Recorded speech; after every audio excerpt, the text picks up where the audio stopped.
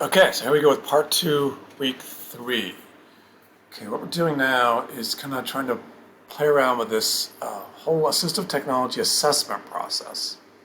It's kind of a step-by-step thing you have to learn how to do to find out what is a good fit with somebody. What do I mean by a good fit?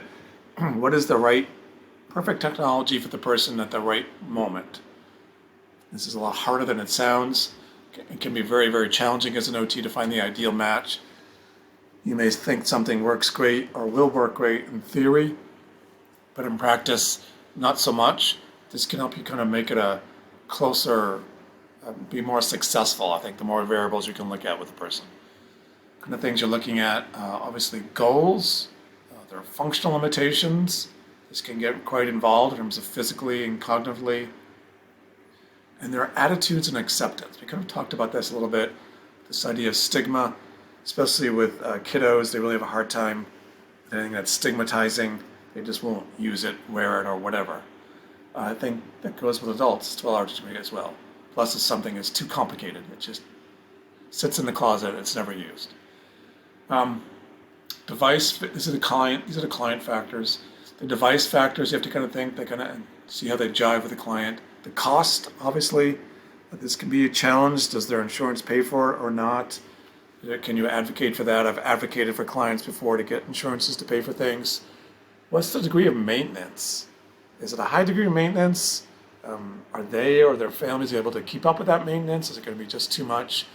How easy is it to use? The simplicity. We talked about that with the qualities of good universal design. Is it intuitive? Is there an ease of use with it? Is it a good fit with their context and environment? For example, it may work good at school, but it doesn't work well at home. The design of it, the required training is another big thing. Good fit, bad fit examples. High, low technology, KISS principles, medical stigma, OT goals versus patient goals. How well does it fit into routines? These are kind of, this one was a bad fit and nothing really worked. This one was a bad fit. We kind of found a good fit. This is kind of typical. Let's look at this picture of this guy over here. Very typical for a lot of older men. They don't like walkers. They think they look too, I don't know, effeminate, weak, or whatever. They just don't. It's like something a little old lady would use. So they don't want to use that. So a lot of times, okay, so they're not going to use the walker. Let's get something. The PT will think, okay, let's at least give them a cane. What happens with the cane? They forget it. They leave it places. I think there was a story once, or I read the true story where the guy had fallen, and I asked him, where was your cane when you fell? You weren't using your cane. He said, I keep it in my truck in case I need it. Well, you needed it when you fell. But a lot of times I just leave the cane behind, or even the walkers behind. So a lot of cases it's just not a good fit. It seems like it should be a good fit, but it isn't. Things that work better. Something that's worked better with a lot of older folks are those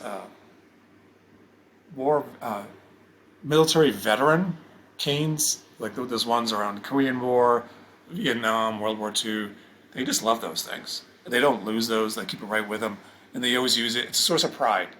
Again, it flips the design, so it goes from not being used at all to being used all the time. Good fit, bad fit. Here's an example of a bad fit, kind of when I was a student.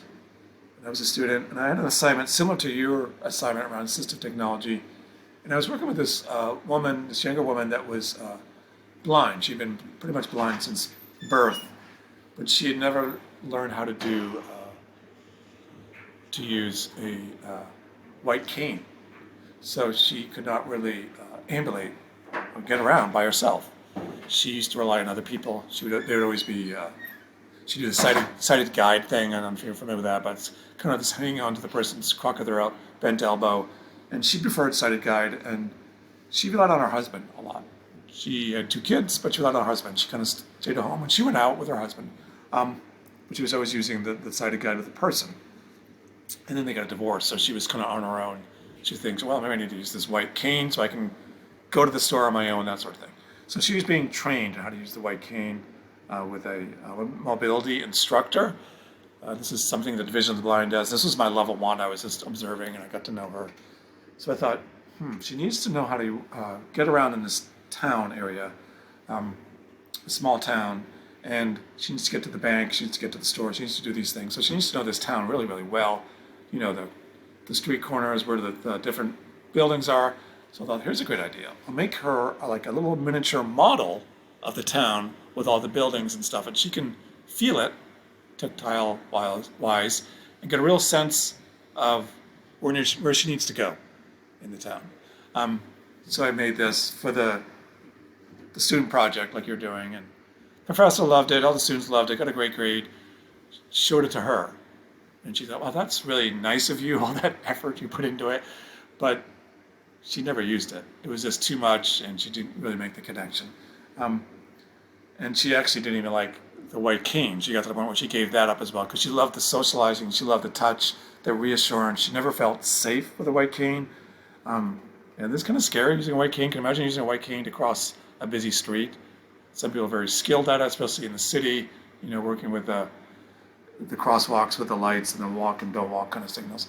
But so that technology, it just was not a good fit for her. I thought it was as an OT and it seemed to make sense, but for her, it did not fit. So what we're going to do now, what you need to do now is take this little link down here. Sorry, bouncing around here. It's hyperlink, and watch this amazing, and I say amazing because it is amazing, TED Talk video of this woman who was a victim of the Boston bombing and marathon bombing.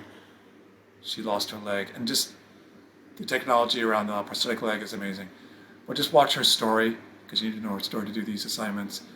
And we're going to see, is it a good fit or bad fit for her prosthetic compared to Johnny, the guy in legs, the first story in legs, and the rundown little trailer, the guy that I saw, you know, what happened to him.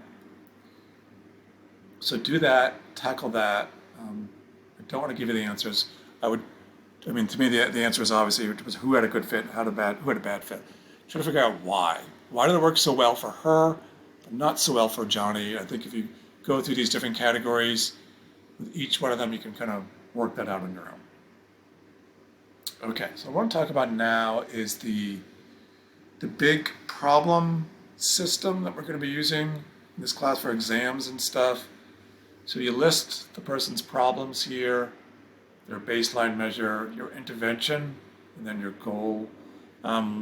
Give you an example. Let's say this is with Francis, the very first story you ever read, the older man that was out in the middle of nowhere with the broken hip and all that. Let's say bad back. Let's say he can't get his socks on by himself. That's the problem. Dependent lower extremity doffing socks. The baseline will be your FIM score. So he was like a FIM 4 or 3. Intervention would be the sock aid.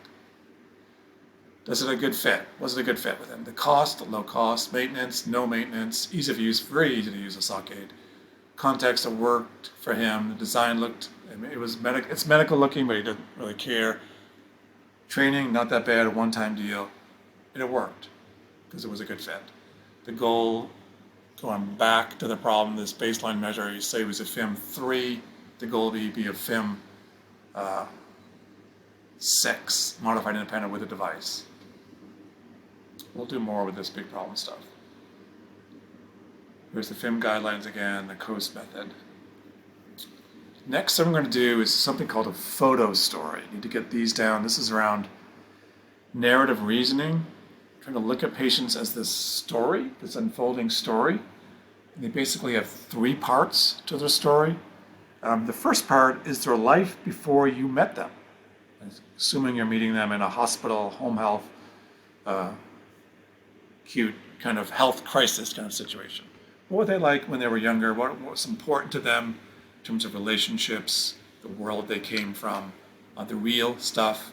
And then there's the life in the hospital, the crisis, what's going on now, and then what's this future life? The third story, how can we make you get back to things you want to do, this future story of health?